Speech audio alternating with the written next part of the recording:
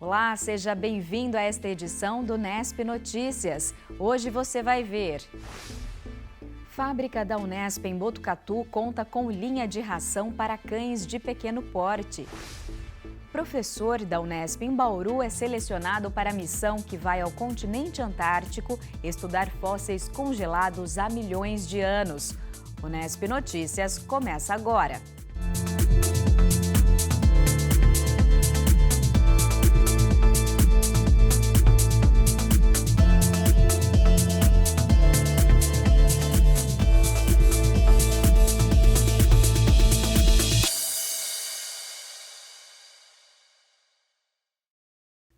Você já viu aqui no Unesp Notícias que a Faculdade de Medicina Veterinária e Zootecnia da Unesp em Botucatu possui uma fábrica de ração. Agora a unidade lançou mais uma linha voltada aos cães de raças de pequeno porte. A ideia é entrar com mais força em um mercado que movimenta bilhões de reais todos os anos para obter renda e reverter parte do dinheiro na manutenção da fábrica. Thor e Major têm só tamanho. O boxer de 4 anos e o bulldog campeiro de 2 são cães extremamente dóceis e estão sempre prontos para brincar. E para comer também. Juntos, eles consomem aproximadamente 30 quilos de ração por mês. Há cerca de um ano, a Silmara, responsável por eles, começou a comprar uma ração com qualidade super premium fabricada pela Faculdade de Medicina Veterinária e Zootecnia da Unesp em Botucatu. E o resultado foi bastante animador. Eles comiam uma outra, de uma marca famosa, super premium, e essa aí eles se deram também super bem. Tanto é que os dois são castrados, não engordaram, continuam com o peso, eu dou conforme determinado no saco, né, da ração, e não tiveram problema nenhum, comem super bem, diminui até a pelagem dele, o caimento de pelo deles. Inaugurada em 2015, a fábrica de ração fica na Fazenda Lajeado e foi construída com verba da FAPESP e da Unesp. São 800 metros quadrados de instalações que atendem aos padrões de controle de qualidade exigidos pelo Ministério da Agricultura, Pecuária e Abastecimento e com atenção total às boas práticas de fabricação. Além de produzir alimentação de bovinos, há mais de 5 anos a universidade passou a fabricar e vender ração super premium para cães adultos de raças médias e grandes, aquela consumida pelo Thor e o Major. Nossa fábrica ela tem esse registro desde 2017. A gente tem toda a parte de boas práticas de ração, tá? A gente trabalha com os relatórios que o Ministério exige, né? As boas práticas, a compra de insumo, as análises de laboratório, tá? Então hoje essa ração ela atende todas as exigências, né? E a gente consegue fazer isso dentro da universidade. Mas para isso a gente teve que se adequar como se fosse uma fábrica comercial. A novidade em 2022 foi o lançamento da ração para cães adultos de raças pequenas. E a qualidade segue a mesma. Linha premium, com características que tentam agradar ao paladar dos animais e proporcionar saúde e bem-estar. O alimento é fabricado com proteína de origem animal de alta digestibilidade. Nessa ração a gente entrou com alguns aditivos diferenciados, tá? Extrato de yuca, tá? Que é comum isso no mercado para poder diminuir o odor interno. A gente trabalhou com prebiótico, tá? Que é um adicional a mais para dar uma qualidade melhor para esse animal em termos de saúde intestinal, tá? Fibras com boa digestibilidade, né? E outra coisa que que a gente tentou privar, tentou melhorar bastante a questão da palatabilidade, tá? A gente fez um trabalho aí de quase um ano, tá? Testando alguns produtos que a gente já faz esse estudo aqui na fábrica, né, junto com algumas empresas e algumas universidades, né? O mercado pet no Brasil está em constante crescimento. Em 2021, os serviços e produtos voltados ao universo dos animais domésticos movimentaram quase 52 bilhões de reais, uma alta de 27% na comparação com o ano anterior. E é exatamente no potencial deste mercado que a Faculdade de Medicina Veterinária e Zootecnia aqui de Botucatu aposta para obter sucesso com a sua linha de ração. Para comercializar os produtos da linha PET FMVZ, um espaço foi montado na recepção do Hospital Veterinário, que fica no campus de Rubião Júnior. Segundo o diretor da faculdade, a existência da fábrica e a venda da ração para cães atendem a dois aspectos importantes dentro do contexto universitário. Tem o cunho acadêmico de que a fábrica ela oferece possibilidade de estágio para alunos nossos, né, tanto da zootecnia, principalmente da zootecnia, mas também da medicina veterinária, e aulas práticas para esses alunos. No contexto digamos, financeiro, a gente alavancando a venda da ração, ela está sendo gerenciada pela Fundação de Apoio aos Hospitais Veterinários da Unesp, sediada aqui no campus, e nós vamos ter possibilidade de uma captação maior de receita própria para a fábrica, para ter um giro de insumos, de compra e sustentação da fábrica com relação à produção da ração para pequenos animais. Meira acredita que o desenvolvimento de produtos dentro da universidade, gerados a partir de pesquisa e que atendem a uma demanda da sociedade, é um caminho para ajudar na sustentabilidade financeira das instituições de ensino superior. Os nossos docentes, pesquisadores, eles geram a informação e a partir dessa informação de pesquisa surgem produtos. Aqui eu destaco esse produto nosso da fábrica, que talvez seja um dos primeiros que esteja sendo colocado no mercado, mas tem outros produtos importantes vindo aí, né? A falar do CEVAP, né, com a fábrica que está sendo montada agora recentemente para a produção de medicamentos a partir do material lá de veneno de cobras, né, de serpentes. Então, eu acho que a Unesp está dando um passo à frente, né, nesse contexto, estimulando a geração de produtos que seja colocado no mercado aí, que atenda a nossa população. Agora o nosso assunto são os fósseis, os restos de animais ou plantas que foram preservados em rochas. É considerado um fóssil o ser vivo que viveu há mais de 11 mil anos, período anterior à época geológica que estamos atualmente. Está aí, portanto, a importância desses registros. É uma forma de conhecer exemplares da fauna e da flora que habitaram regiões específicas do planeta. Por isso, os fósseis são considerados patrimônios de um país. Aqui no Brasil, são diversas as ações junto ao Ministério Público e à Polícia Federal para impedir o tráfico de fósseis brasileiros. Eles são levados ao exterior pela riqueza de informações que contém sobre a nossa biodiversidade. Muitos estão até em museus. Vamos ver então alguns casos de repercussão no vídeo produzido pela revista Pesquisa FAPESP. O Brasil tem fósseis que deixam o mundo inteiro de boca aberta. Eles são patrimônios da União, então você não pode comercializar eles, né? Infelizmente, acontece. Existem colecionadores particulares, mas o que me surpreendeu muito de uma forma negativa é que muitas vezes museus, né, estariam por trás também da compra desses fósseis, né?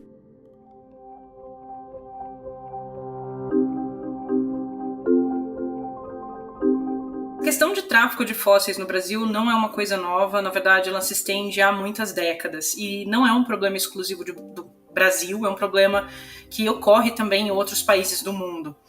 Nem todos os países têm uma legislação que entende os fósseis como um patrimônio da nação. Muitos países liberam a venda total ou parcial dos fósseis, mas a maioria dos países hoje tem na sua legislação incorporada alguma questão que protege ou totalmente ou parte desse patrimônio. A minha pesquisa, quando eu estava na graduação na USP em Ciências Biológicas, foi sobre um fóssil espetacular que vem do Nordeste do Brasil, é o Tupandátylus navigans.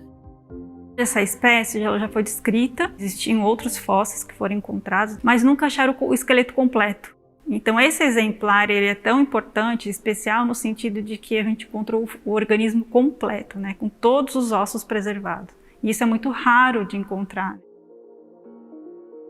Esse fóssil vem de um lugar chamado Chapada do Araripe, lá no Nordeste. Eles foram apreendidos em 2013. Uma quadrilha que traficava fósseis lá para fora, ela foi desmontada no ato da apreensão desse material.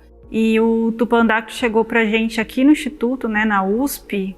A USP ficou como fiel depositária desse material apreendido, né, para ser material de pesquisa, material didático, de divulgação científica, em 2014.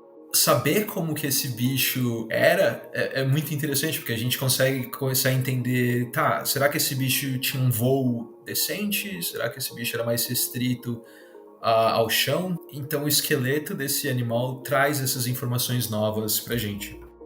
Então aqui a gente tem a região do crânio, do pterossauro, e uma coisa muito interessante é que a crista, né, que toda essa parte aqui nesse amarelo um pouco mais escuro foi preservada, né, então ele tinha uma crista bem longa, a coluna vertebral, né, os membros posteriores e anteriores também ficaram preservados, inclusive os dígitos, né, das mãos e dos pés estão preservados.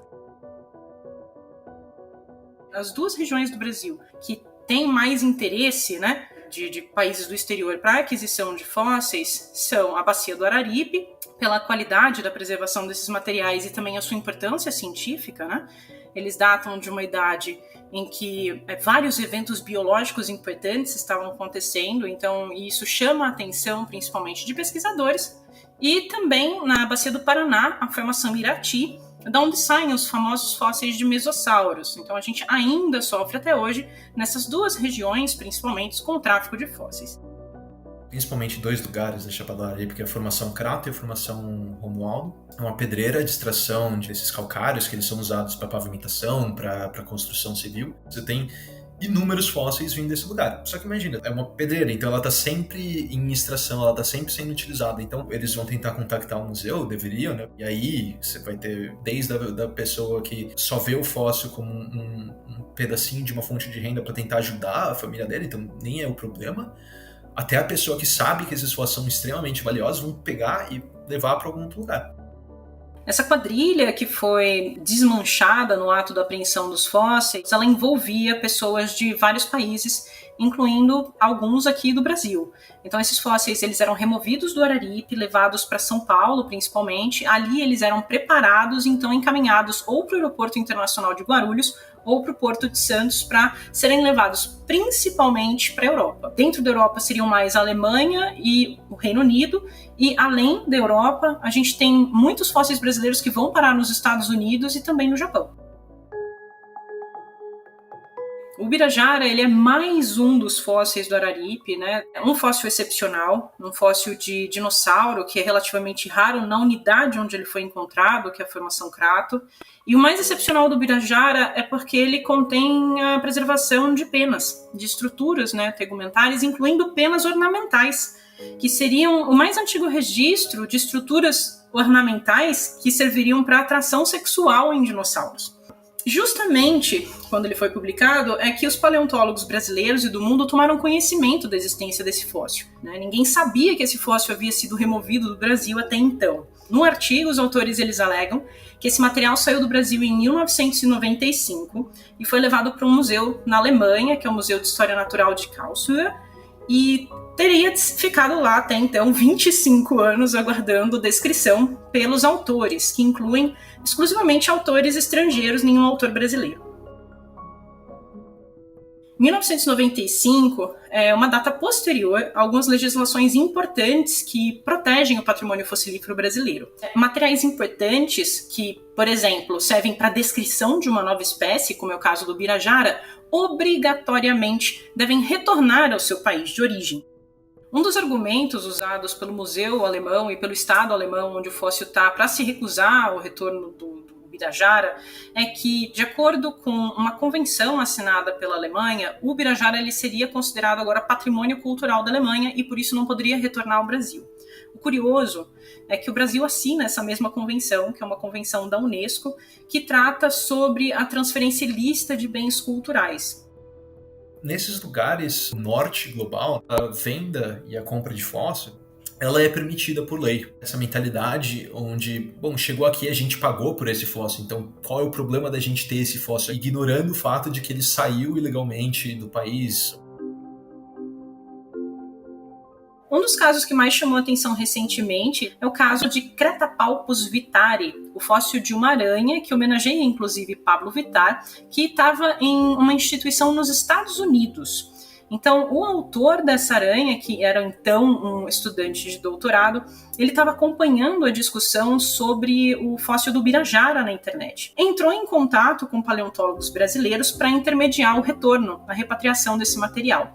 E algumas semanas atrás, finalmente, não só Cretapalpus vitari, mas outros fósseis de aranha que estavam fora do Brasil, nessa mesma instituição nos Estados Unidos, voltaram para o Museu de Santana do Cariri, lá no Araripe, justamente a região da onde esse fóssil saiu, que é o que se sugere que seja feito nos casos de repatriação, que o fóssil retorne para a instituição museológica mais próxima do seu local de origem, de maneira a gerar, o retorno social e o retorno econômico para a região de onde ele saiu.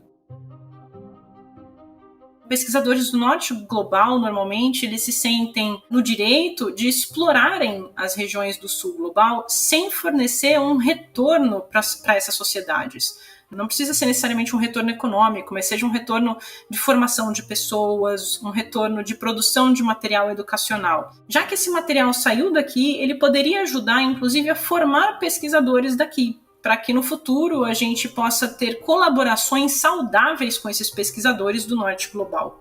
Deixar esses fósseis aqui para trazer as pessoas para cá, isso pode até gerar mais turismo para uma cidade, né? Ajudar as pessoas daqui a perceberem que, cara, a gente tem coisa muito interessante e a gente deveria, cuidar disso. O Tupandáculos é um exemplo de que temos, sim, cientistas muito capazes, de que a gente pode realmente fazer uma pesquisa de ponta, no material que é brasileiro, e não é por falta de pesquisadores ou de instituições de pesquisa sérias no nosso país. Existe realmente um corpo muito qualificado, de paleontólogos brasileiros.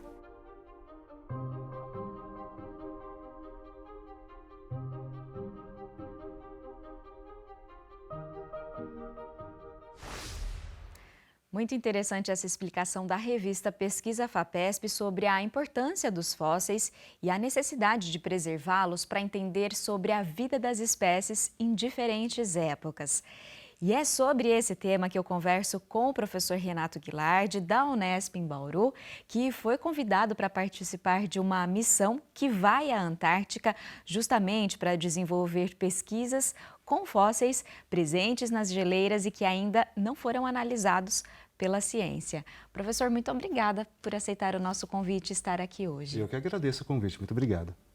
Professor, como missões como essa, que você vai participar, elas são importantes para o estudo, para a posterior divulgação de informações e também para a conservação dos fósseis daquela região? Com certeza.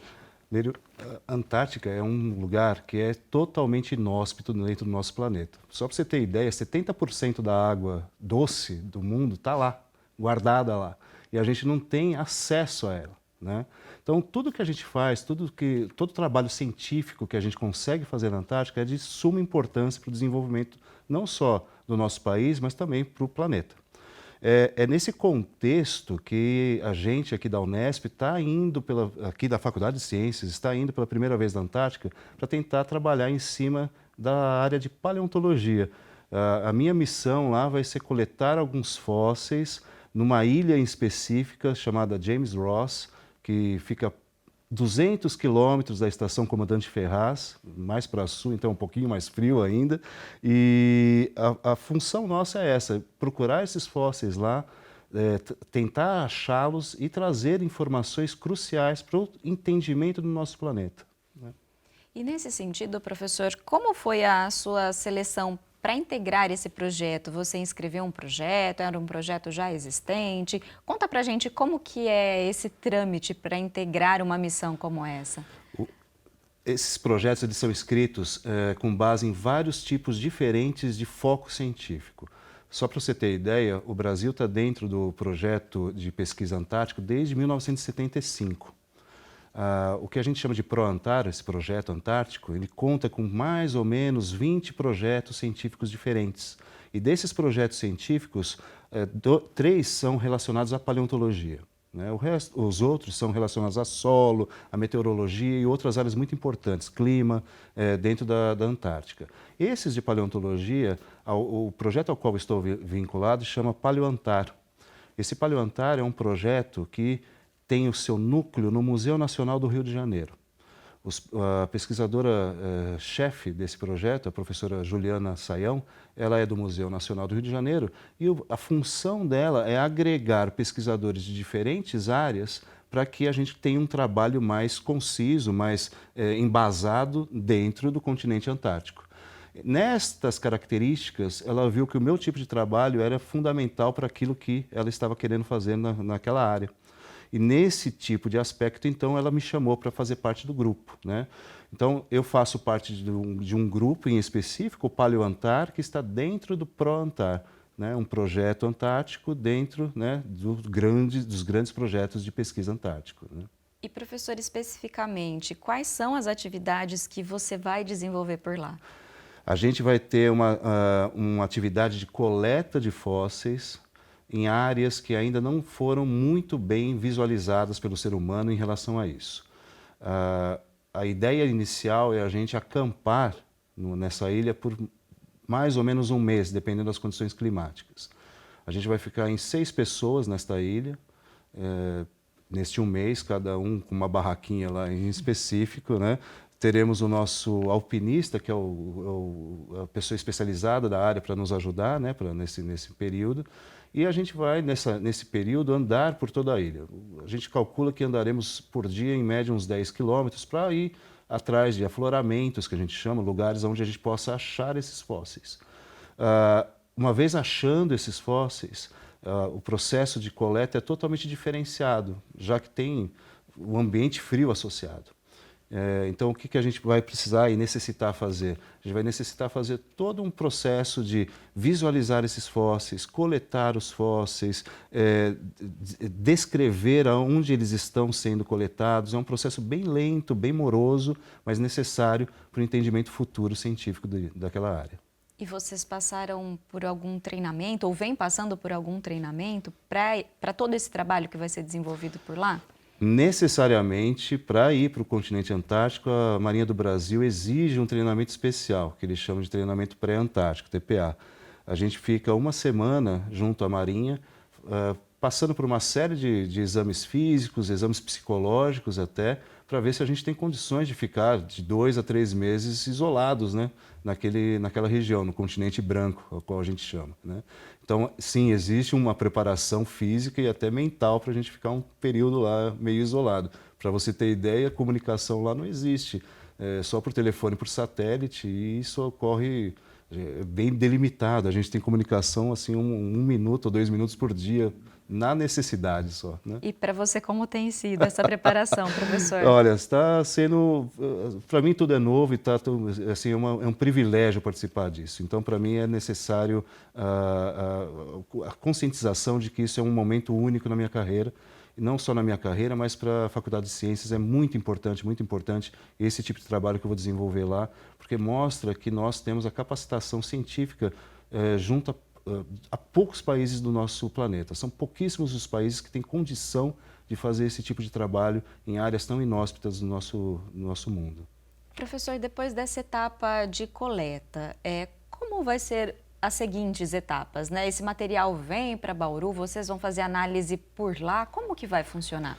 A gente faz coletas desses materiais e esses materiais eles são trazidos também pela Marinha do Brasil. A Marinha do Brasil é excepcional, ela trabalha em conjunto mesmo conosco e ela traz através de containers esse material até o Rio de Janeiro, até o Museu Nacional, onde é a sede do nosso projeto.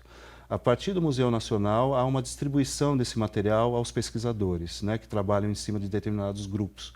No meu caso, eu trabalho com invertebrados, né? Mas haverá coleta de dinossauro e outros animais por lá. Mas no meu caso em específico, os invertebrados muito provavelmente serão trazidos para cá, para Bauru, né, na Faculdade de Ciências, e a gente vai trabalhar em cima deles, e esse trabalho pode demandar alguns anos. Eu imagino e eu espero que alguns mestrados, alguns doutorados saiam desse material e possibilitem até inclusive que novos alunos, novas pessoas possam ir até lá para fazer novas pesquisas. E, professor, que tipo de informação, por exemplo, pode ser obtida dos invertebrados nesses fósseis que vão ser coletados, que hoje não se conhece, por exemplo? Não só os invertebrados, mas os dinossauros que estão lá. Só o fato de eu falar que é dinossauro, acho que a idade, para aqueles que conhecem um pouco de paleontologia, fica um pouco mais clara. Todos esses fósseis são do Cretáceo, de 65 milhões de anos atrás. Há 65 milhões de anos atrás, a Antártica estava ligada à América do Sul e à África e à Austrália, um supercontinente chamado Gondwana. O que acontece? O entendimento desses fósseis, de quem são eles, de como as relações ecológicas dele, facilita o entendimento de como essas grandes massas continentais se comportaram durante o tempo. Ou seja, a gente vai ter um entendimento melhor das mudanças não só ambientais, mas sim climáticas, ecológicas que ocorreram e que estão ocorrendo e que podem vir a ocorrer no nosso planeta. Eu acho que essa é a principal e importante, é o ponto fulcral assim, do nosso estudo, é entender o passado para conseguir prever o futuro. É isso a base da nossa ciência. E para a Unesp, uma universidade pública desse porte, estar num projeto como esse é fundamental. Sim, sem sombra de dúvida. A Unesp, pelo tamanho que ela tem essa necessidade de mostrar a capacidade de estar lá também. É fundamental o estudo nessa região, não só cientificamente, mas também para o nosso país, geopoliticamente e economicamente, é muito importante estar lá. Professor, eu agradeço mais uma vez a sua participação, desejo uma boa viagem, Obrigado. Espero que no seu retorno a gente possa ainda conversar mais sobre essa pesquisa, sobre essa coleta, sobre as informações que você vai trazer de lá. Com certeza, muito obrigado. O Unesp Notícias fica por aqui. Para você, uma boa semana. Eu te espero aqui na semana que vem. E não se esqueça, você pode acessar as novidades da nossa programação no nosso canal no YouTube. Até lá!